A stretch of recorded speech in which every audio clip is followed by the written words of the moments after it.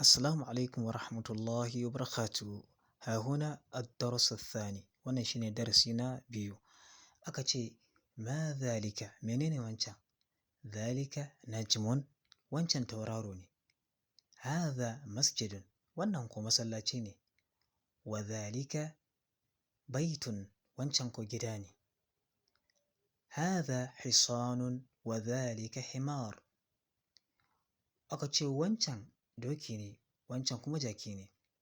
A zalika kalbun, la zalika qittun. Aka ce shin wancan kare ne? A'a. Aka ce a wancan mage ce. Ma zalika, menene wannan?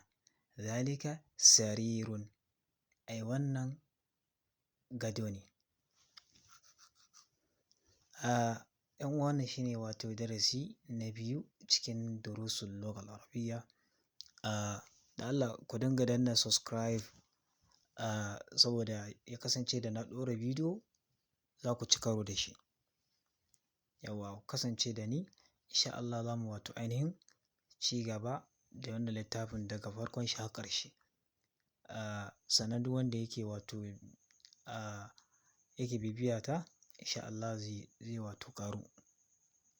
Bacin mun gama shi akwai littattafai da dama.